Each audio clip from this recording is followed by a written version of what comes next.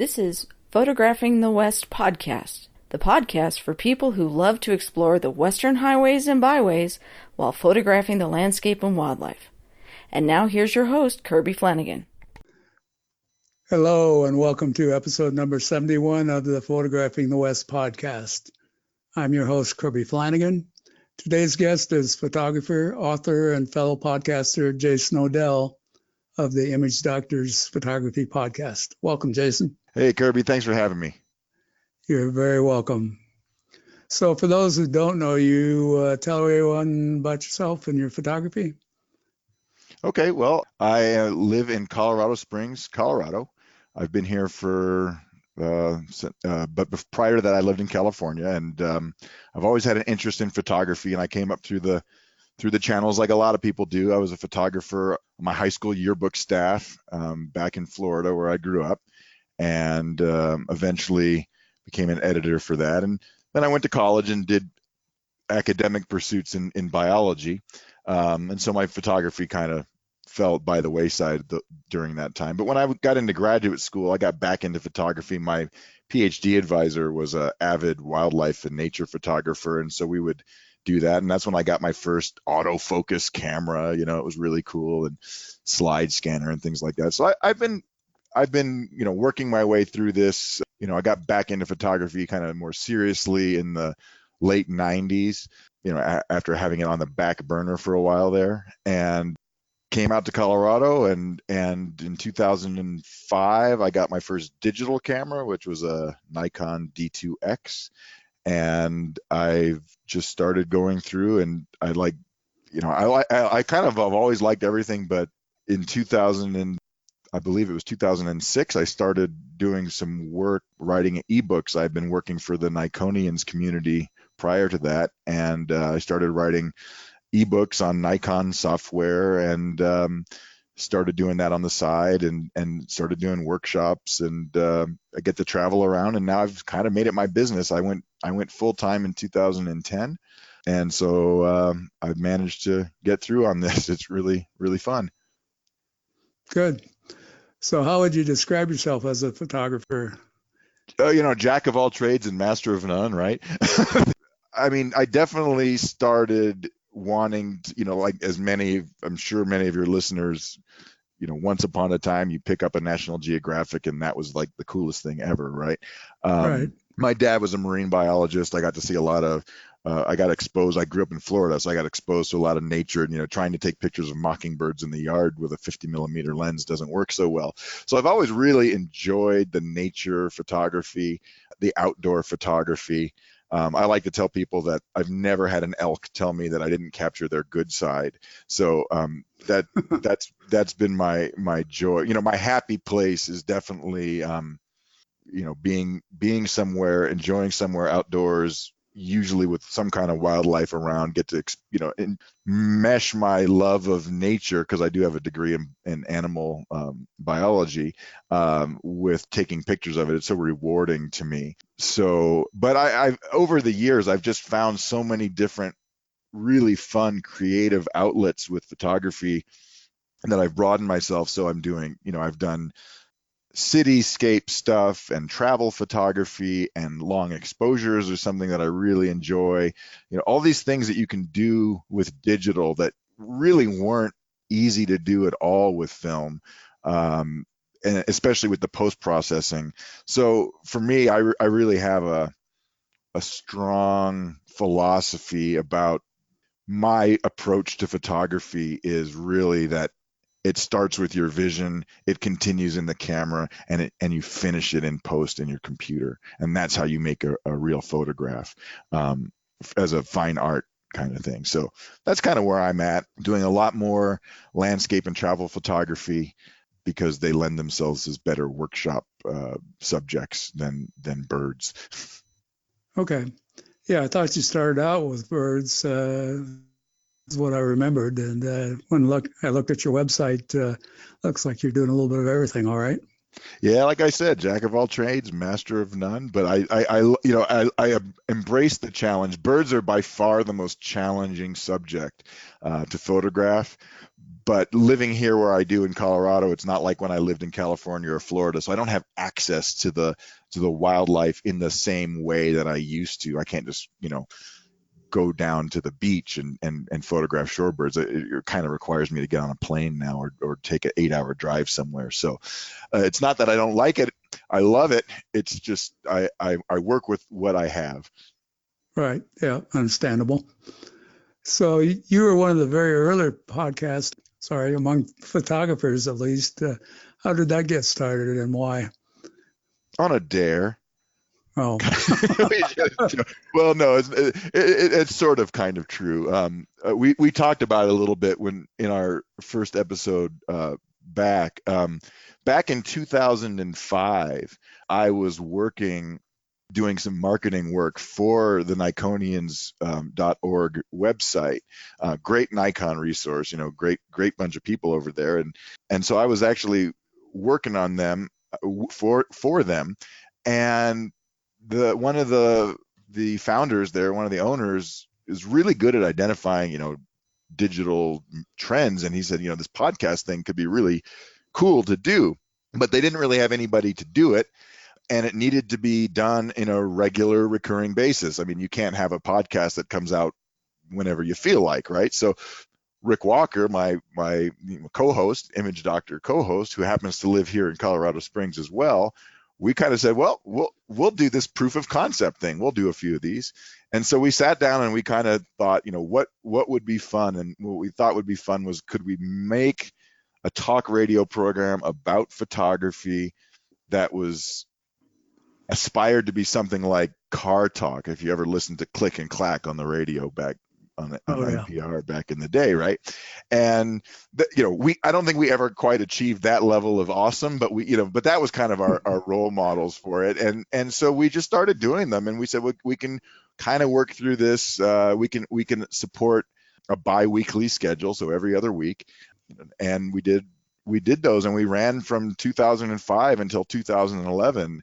So it evolved. We got better with the technology. And at the time, what was really great, 2005, 2006, this was really the exponential growth phase of digital photography in terms of systems and software and cameras, and everything was going through this massive overhaul at that time. Cameras each year was bringing out a new camera with more pixels and better features. And so there was just a lot of material to draw upon. Yeah, that's sort of changed over the years. I think digital is now somewhat mature, at least. Yeah, it's still evolving, but it's not evolving at the kind of pace that it used to. Right. Much to the chagrin of the camera manufacturers, I suppose. But yeah, probably. Well, the good ones will figure it out. Yeah. So the Image Doctors went on a hiatus for a number of years. What prompted its rebirth, and how's that going? Well, yeah, and like I mentioned, so in 2011, external forces kind of conspired. Just frankly, the work, we were both working, and the work schedules and travel schedules started getting really messy, and so we decided we needed to take a break, because it was just one of those things. It was getting logistically difficult. Rick was traveling a lot. He was actually had to do a lot of work up in Boulder, Colorado, and like we were talking beforehand, when you're doing a podcast with a co-host, it really helps to have that person in the same room as you. It's just not the same when you do it virtually. Interviewing a guest is one thing, but trying to have that rapport with your co-host. So we went on break. And recently, over the summer, Rick retired from his job, and we were talking, and I said, "Hey, man, what do you say we get the band back together?" And he thought that would be a great idea, because now he's got the time and the bandwidth to do it. I don't know. We just published our 17th episode, and we're doing them weekly. So what we decided to do was we decided that we would focus on making the episodes a little bit shorter. So we try to keep them to about 25, 30 minutes of time instead of an hour like we used to do. And we publish them weekly out on Apple Podcasts and all the usual places. And they're hosted also on my website. So that's between my website and Apple Podcasts and Spotify and all those places, you can find the Image Doctors. And it's fun. We're enjoying it. We always talk photography anyway, so we might as well share with everybody what we've learned. I didn't think Rick was old enough to retire. He must have hit the jackpot. Well, he's older than me. We'll put it this way: he's older than I am. So, and Okay, he certainly retired a little bit early, but yeah, it was well earned. sure. So you obviously like to teach. Talk about your videos, your workshops, and your mentoring, and how all that's going. Oh, it goes well. In fact, I've just been diving back into a lot of online teaching. When I was in graduate school in the late 90s, I did a lot of teaching, as you might expect, because that's how I paid my way through my PhD program.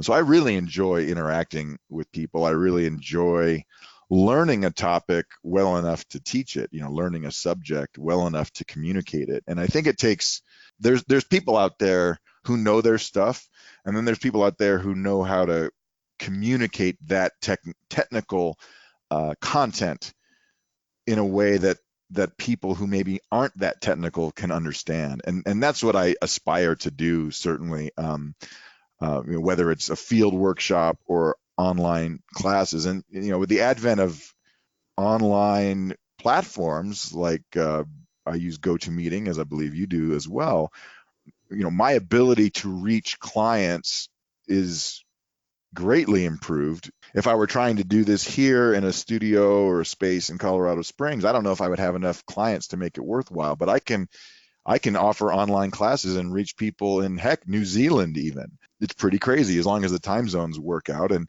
I always offer my class participants a recording of the video of the stuff, so I can teach a lot of topics, whether it's digital exposure or Photoshop or Lightroom or whatever, and it's really great.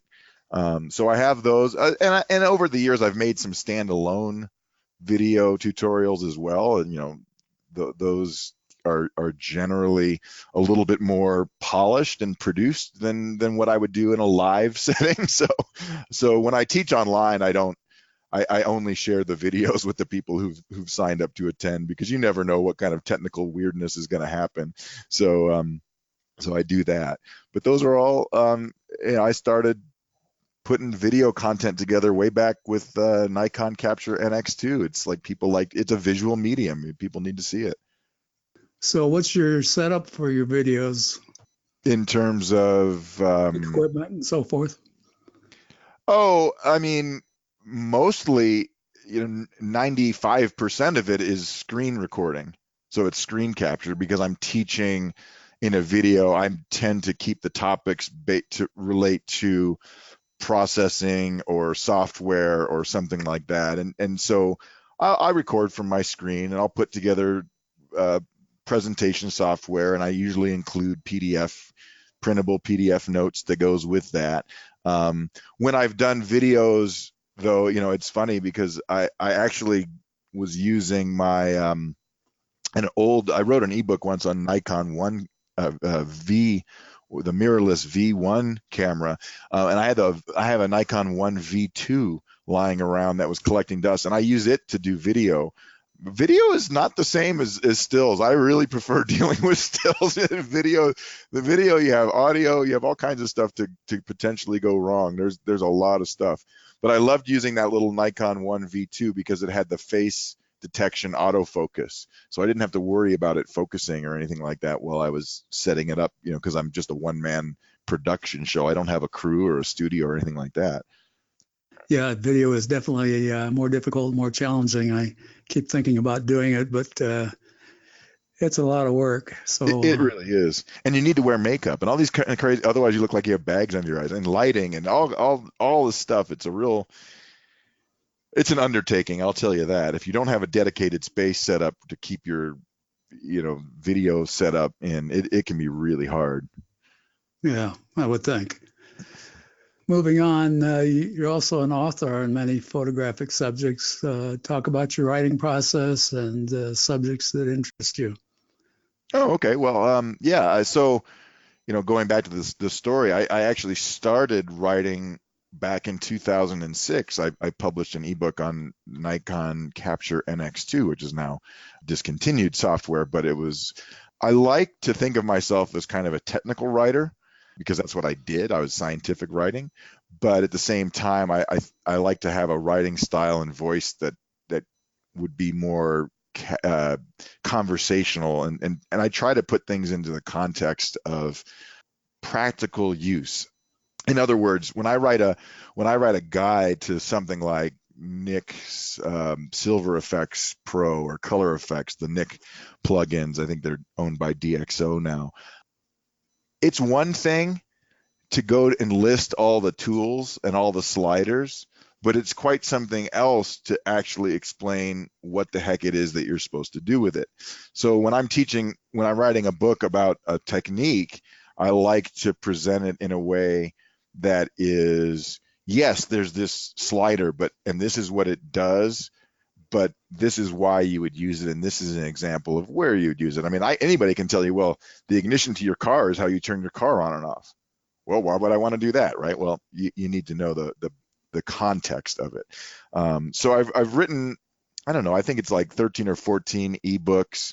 Many of them are software related, so stuff on Lightroom, stuff on Photoshop. Luminosity masking is one that I've written, but I've also written some creative stuff. And my favorite book is the guide that I wrote to long exposure photography, because that was finally an ebook that I could put together that showcased photography, and the technique was part of it, but I actually got to write and use a lot of photographs that were very creative and have a lot of personal favorites of mine in it. So I really like doing that one.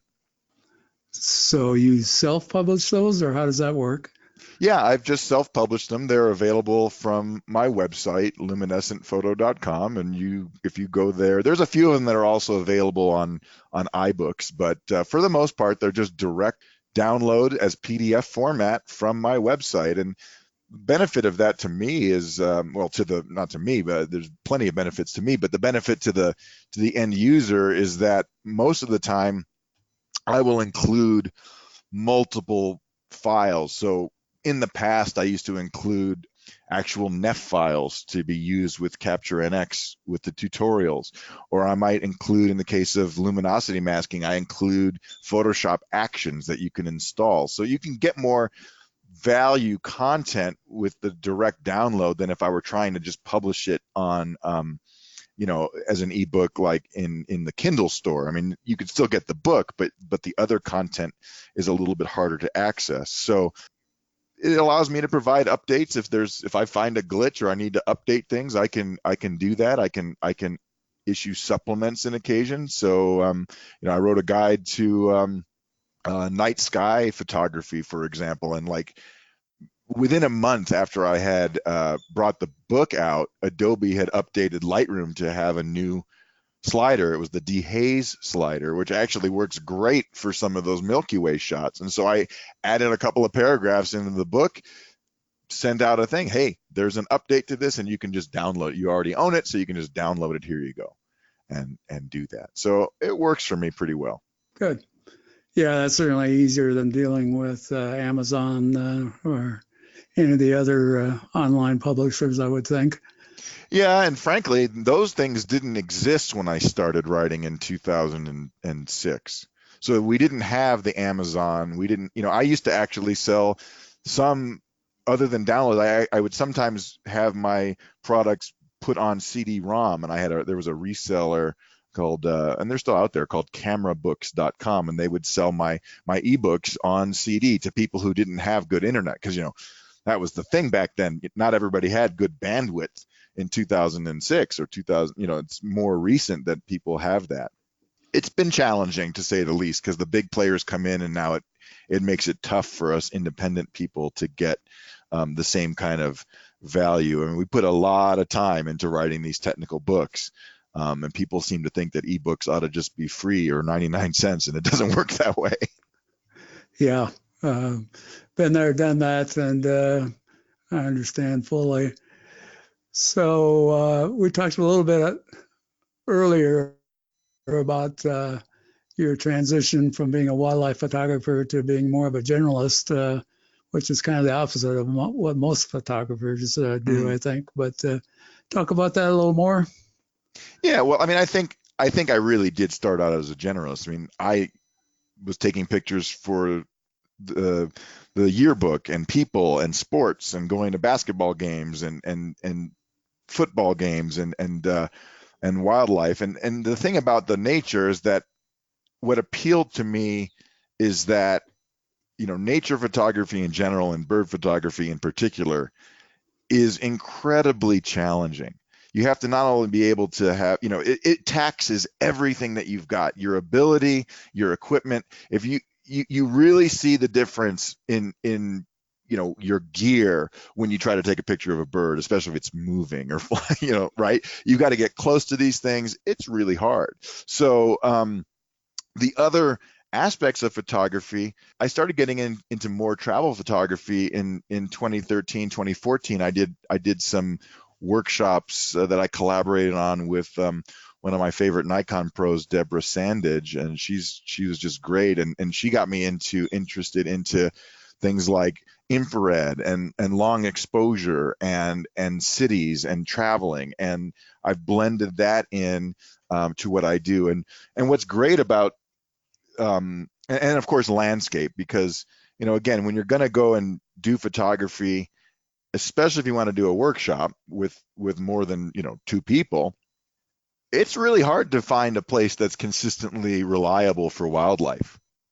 It's such a thing where it's one thing if you see an animal, but it's another thing when 8 people pile out of a van and start getting, the wildlife is gone.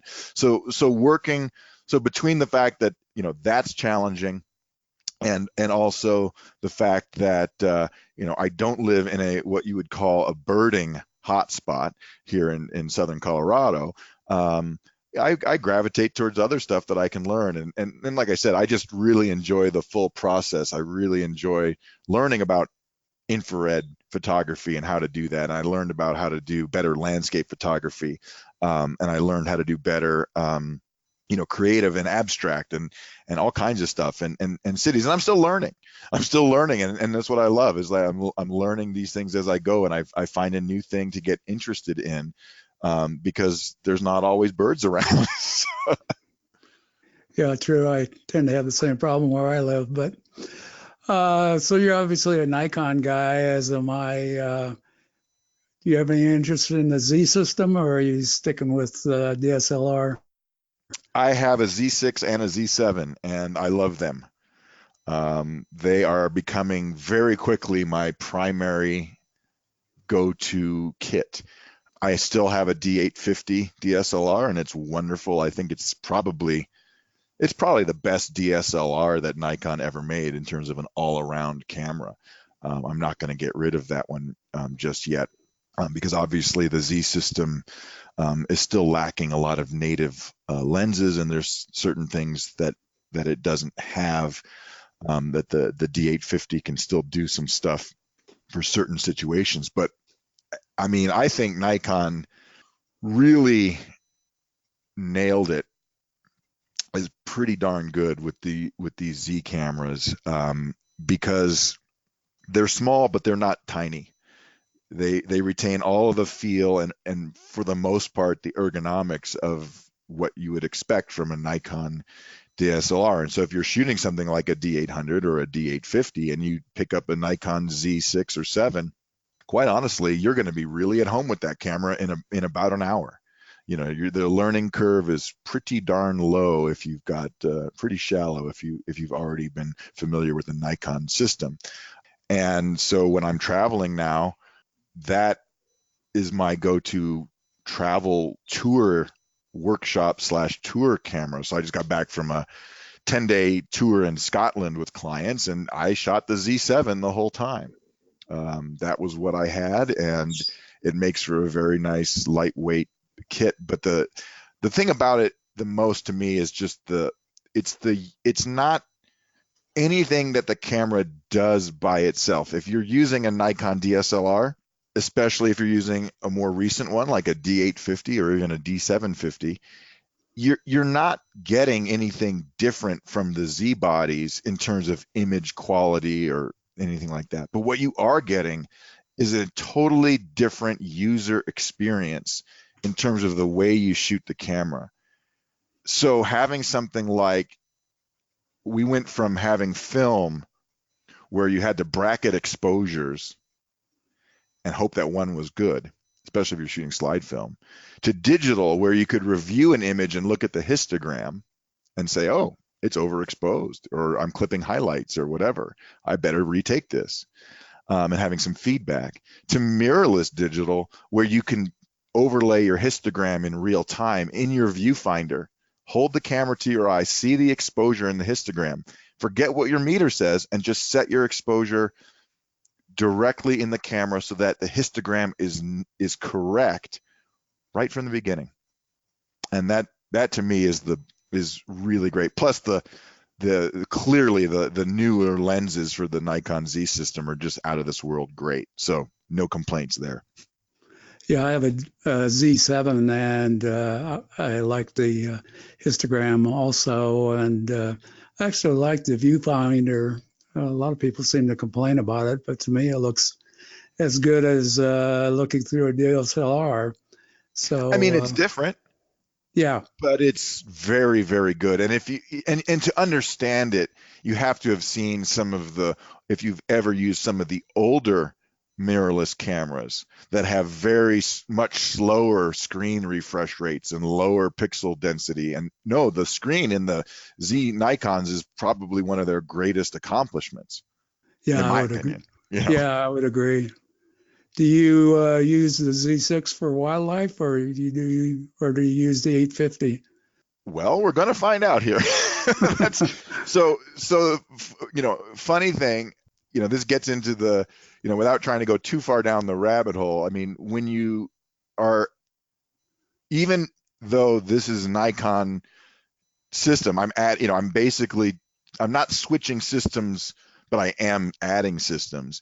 The good news, right, is the lenses are compatible, but it occurred to me very quickly that while I could use a Z7 body as backup to my D850, because I can use the FTZ mount adapter, the reverse situation isn't really true. The D850 is not a backup to a Nikon mirrorless kit, unless you're just shooting all F-mount lenses, and then what's the point, right? So I bought a Z6 at the same time, and I sold some of my F-mount lenses to pay for that. And so the Z6 is sort of sat mostly as a backup body, but it has that advantage of being, I think it shoots like nearly 12 frames a second. So I've thought about it long and hard, and I'm still kind of on the fence, but I'm going up to Alaska in a few weeks to do bald eagle photography. And I'm bringing the Z system, and I'm trying to decide if I want to also bring the D850, because the Z system is certainly going to be what I'd use up there for anything other than the long lens kind of shooting. I have, my mid-range zooms now are all Z mount lenses, and I don't want to bring two kits. So the thing I like about the D850 is its ergonomics and its battery life, and I have the vertical battery grip, which makes vertical portrait orientation shooting easier, especially with a big lens. I can put the big batteries in it and get 3,000 shots on a battery. That's really great. On the other hand, the Zs are really awesome. So I'm gonna see what happens, because I really haven't had a lot of opportunities to test my Z bodies on wildlife. I've gone out to the local nature center where there's a bird feeder, and I get pretty good success. There was a lot of negatives about the responsiveness of the autofocus system when the Z bodies came out. And for any of your listeners who are thinking about that, firmware 2.0, which came out when did that come out? Like in May or something like that, mid-May, really resolved a lot of the autofocus. It revamped a lot of the autofocus algorithms in these cameras. And so for me, I find that the camera is maybe not quite as fast to acquire focus as the D850, but it's probably about the same as what my D810 and D500 did. So depending on where you're coming from, I had a client ask me for a consultation, and he says, like, I need to get back into photography. I've been out for a long time, and I really want to do birding, and I really want to do wildlife. I said, if everything you were telling me was this, I would say get a Z7. But then I said, well, what camera are you using now? And he says, well, I'm using a D3. I said, well, oh my goodness, the Z6 is going to be so much better autofocus performance than your D3 was, because you're talking about a camera that's 10 years old. So depending on where you're upgrading from, the differences might not be as bad as people kind of make them out to be. But I haven't been able to really test it. So this is going to be an interesting experience for me. Sometimes you got to bite the bullet and just say, I'm going to put my faith into my new gear. Give it a shot. Sure.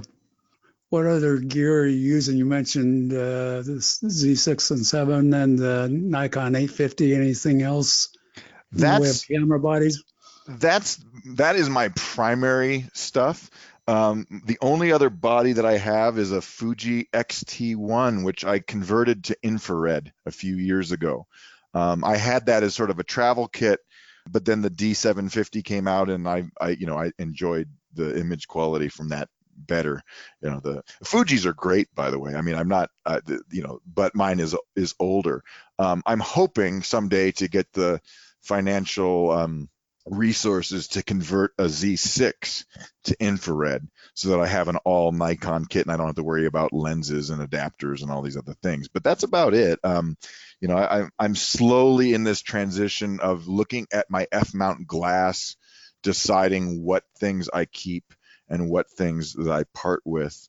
I'm actually trying to part with some of my big telephoto lenses at the moment, because I just don't use them anymore. And when I do wildlife stuff, because like we were talking about, I'm probably getting on an airplane.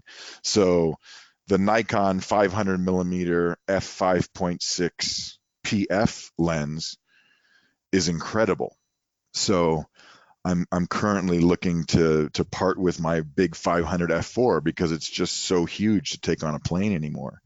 But yeah, I think that's kind of where I'm at. Yeah, I've got the 500 PF, and I would agree. It's a wonderful lens, especially at that price point. Well, especially that it's 3 pounds. I mean, come on. I Sure. mean, I have to say, I have the 200 to 500, which I really like, especially at its price point, which is, I recommend that lens to the wildlife birding people. I say, if you're going to get a lens, get that one. But it's 5 pounds, and it's heavier.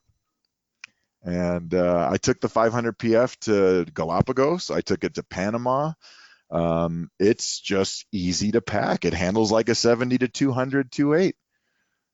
Kind of crazy, right? Really. It's amazing. And then the 300 PF is really super great too, and it's much more budget friendly. So yeah, I'm really happy with that gear. So before we go, let's talk a little bit about software. It sounds like you're mostly in the Adobe camp. Have any thoughts about some of the other software? I mean, I don't really view it as a camp. I try not to. I switched to Lightroom very late by most people's standards. I didn't really adopt Lightroom until late 2013. It was about Lightroom 4, because if anyone's been if anyone's followed me, I was a Capture NX guy. But by that time, Nikon had clearly not put any resources into updating that software. I liked the idea of a modular workflow where I wasn't locked into any particular stovepipe. But here's what's happened over the years. First of all, Nikon Capture got discontinued, and what they replaced it with is a free product, and it works for converting Nikon files, and that's it. It's really nice if you have more than one system. So like I said, I had Fuji bodies as well. It's really nice to use a raw processing tool that can handle files from more than one kind of camera.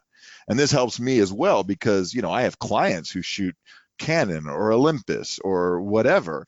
If I want to be able to look at their raw files and help them, like do consultation, I need to be able to open them, and Nikon software wasn't going to do that.